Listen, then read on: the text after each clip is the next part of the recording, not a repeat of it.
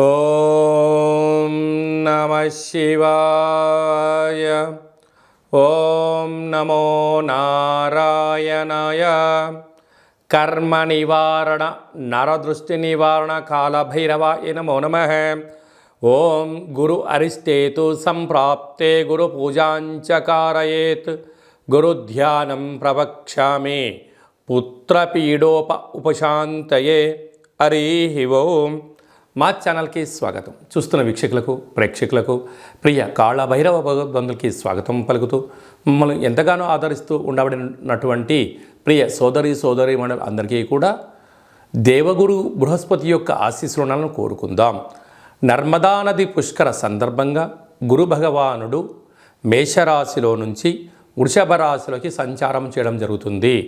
మే 1వ తారీఖు 2024 నుండి ఏడాది కాలము వృషభ రాశిలో గురు భగవానుడు సంచారం చేయడం జరుగుతుంది. అంటే దేవగురు బృహస్పతి అనగా దేవతలకే గురువు కనుక ఒక్కొక్క నదికి ఒక్కొక్క సంవత్సరం పుష్కరం రావడం జరుగుతుంది. అలాగా ఆ నదికి మళ్ళీ తిరిగి 12 సంవత్సరాలకు పుష్కర స్నానం చేయడం జరుగుతుంది.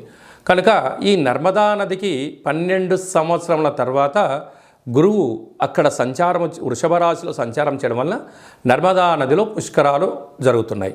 కనుక ఈ యొక్క నర్మదా నది ఎక్కడ పుడుతుంది అయ్యా అంటే మధ్యప్రదేశ్లోని అమర్కంట్ అనే ప్రాంతంలో జన్మించి ఆ మధ్యప్రదేశ్ అంతా ప్రవహిస్తూ ఓంకారేశ్వర జ్యోతిర్లింగేశ్వర క్షేత్రంగా అక్కడ ప్రవహిస్తూ తదనంతరము అనేక నదులలో కలిసి సముద్రాల్లో కలవడం జరుగుతుంది. కనుక మనమందరము కూడా పుష్కర స్నానాన్ని ఆచరిద్దాం. ముక్కోటి దేవతలు స్నానం చేయడానికి వస్తారు కనుక వారి ఆశీస్సులు మనం కూడా పొందుదాం. గురువు యొక్క ఆశీస్సులు మనం కూడా పొందుదాం. కనుక వీలైనంత వరకు మనిషికి కింద 16 పనులు పైన 16 పనులు ఎలా ఉంటాయో వీలైతే 32 పుష్కర స్నానాలు చేయడం యోగం. కుదరలేదు కనీసం 16 షోడశ అంటారు. దేవోపచారము, శక్తి ఉపచారము, భక్తి ఉపచారం, మన ఉపచారము 4 నలుగులు కలిపితే 16 ఎలా అవుతాయో షోడశ అనగా గురువు యొక్క సంఖ్య కూడా 16 అనేది ఉంటుంది. వీలైనంత వరకు మనం పుష్కర స్నానాలు చేద్దాం, ఆధ్యాత్మిక చింతనను పొందుదాం.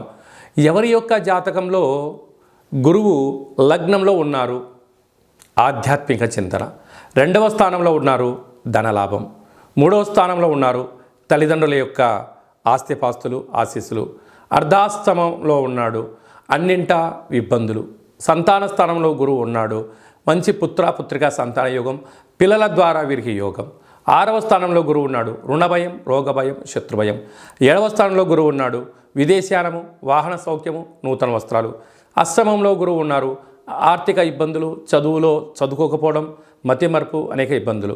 భాగ్యస్థానంలో గురువు ఉన్నారు వివాహ తదనంతరం వీరికి యోగం పట్టడం. రాజ్యస్థానంలో గురువు ఉన్నాడు వృత్తులు, ప్రభుత్వ ఉద్యోగస్తులు, గ్రామ రాష్ట్ర దేశ ప్రపంచ స్థాయి వరకు ప్రాచుర్యం చెందడం. లాభంలో గురువు ఉన్నాడు అన్నింటా మట్టి పట్టుకున్న రియల్ ఎస్టేట్ వ్యాపారం చేసిన వారికి కోట్లు రావడం. వ్యయంలో గురువు ఉన్నాడు ఆధ్యాత్మిక చింతన, తీర్థయాత్రలు, సేవా ధార్మిక కార్యక్రమాల్లో జీవనాన్ని పొందడం జరుగుతూ ఉంటుంది. కనుక మన యొక్క జాతకంలో గురువు ఎక్కడ ఉన్నాడో తెలుసుకొని ఎలాంటి విధిలను పాటిస్తున్నాడు, ఈ ప్రస్తుత కాలమాన ప్రకారంగా గ్రహ గమనాలను అనుసరిస్తూ గురువు యొక్క శక్తి పొందగలగాలి అన్నట్లయితే ప్రతిరోజు ఉదయము ఇంటిని శుద్ధి పెట్టేటువంటి కాల సమయంలో చిటికెడంత పసుపు వేసి తుడిపించడం, పూజా మందిరంలో పసుపుతో అష్టదళ పద్మాన్ని వేయడం, ప్రతిరోజు ఇంట్లో బెల్లాన్ని నైవేద్యంగా పెట్టడం, చక్కెర పొంగలి లాంటిది నైవేద్యంగా ఏర్పాటు చేసి భక్తులకు ప్రసాదంగా పంచడం. ప్రతిరోజు ఒక పని మీద మీరు బయటికి వెళ్ళేటువంటి కాల సమయంలో సింహద్వారాల పైన 2 ఆవు పాలను కానీ బర్రె పాలను కానీ నీటి పాల చుక్కలు వేయడం.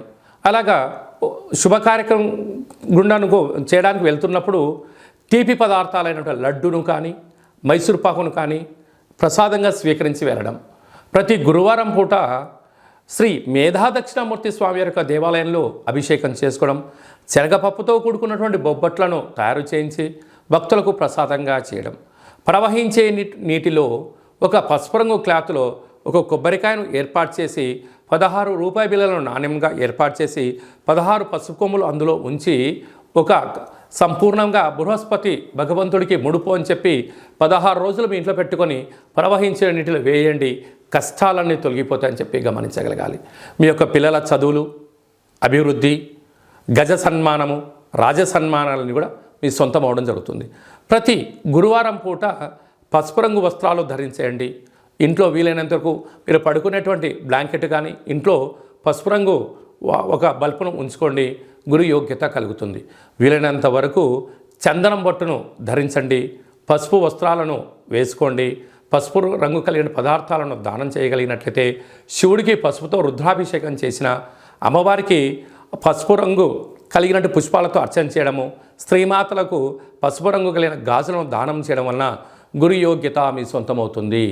ఇదల్లా మాకు కుదరదు అనుకుంటున్న వారందరూ ఈ కింది నెంబర్ సంప్రదించినట్లయితే కాళభైరవ స్వామి వారికి మీరు అనుకుంటున్న మీ యొక్క జన్మ నక్షత్రం రోజున ఇలా పూజ చేసి ప్రసాదంగా ఏర్పాటు చేసి కాళభైరవ సేవకులకు ప్రసాదాన్ని దానం చేయడం వలన మీ కర్మ అంటే సంచిత కర్మ, ప్రారబ్ధ కర్మ, ఆగమిక కర్మ కూడా తొలగిపోతుందని చెప్పి గమనించాలి. ధనుసు రాశి వారికి 12 సంవత్సరాల తర్వాత దేవగురు బృహస్పతి వృషభ రాశిలో సంచారం చేయడం వలన రుణ భయం, రోగ భయం, శత్రు భయం, కొన్ని రకాలమైన ఆర్థిక ఇబ్బందులు పొంచి ఉన్నాయి. కనుక ఇలాంటి కాల సమయంలో మౌనం, ధ్యానం, ఆధ్యాత్మికత, కాళభైరవ స్వామి వారికి వీలైనంత వరకు గారెలను నైవేద్యంగా ఏర్పాటు చేసి ఆయన మెడలో సమర్పించి కాళభైరవ ముడుపు, కాళభైరవ స్వామి సేవకులకు వీటి దానం చేయడం వలన అన్ని సమస్యలు తొలగిపోయి గురు యోగ్యత ద్వారా మీరు అనుకుంటున్న స్థాయికి ఎదుగుతారు అని చెప్పి గమనించాలి. ఈ దేవగురు బృహస్పతి యొక్క ఆశీస్సులు మనం పొందగలగాలి అన్నట్లయితే మనం వీలైనంత వరకు పుష్కర స్నానం చేద్దాం, ప్రవహించే నీటిలో ఇలాంటి కార్యక్రమాలు ఆచరింపచేద్దాం. ప్రతిరోజు మనం స్నానం చేసేటప్పుడు ఆ నీటిలో చిటికెడంతా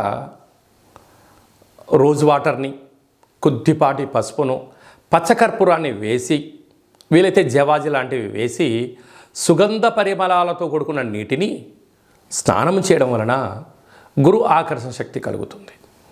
అప్పుడు ఓం గంగే చ యమునే చైవ కృష్ణా గోదావరి నర్మదే సింధు కావేరి జలేస్మిన్ సన్నిధిం కురు అనేటువంటి మంత్రాన్ని ఉచ్చరింపచేస్తూ సూర్యభగవానికి నమస్కారం చేసుకొని తులసికోటలో నీళ్లను అర్ఘ్యంగా వదిలిపెట్టడం వలన సంపూర్ణ గురు ఆకర్షణ శక్తి కలుగుతుంది.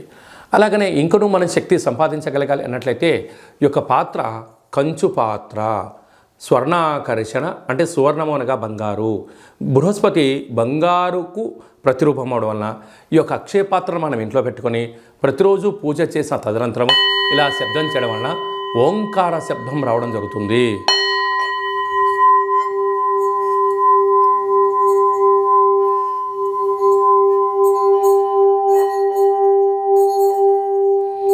ఇలా శబ్ద తరంగాల్ని చేయడం వలన పిల్లలు బాగా చదువుకోవడం, ఉద్యోగస్తులు కొత్త ఉద్యోగం రావడం, వ్యాపారం రావడం జరుగుతుంది. యంత్ర, మంత్ర, తంత్ర, పరతంత్ర, తాంత్రికపరమైన దోషాలు కూడా తొలగిపోతాయి.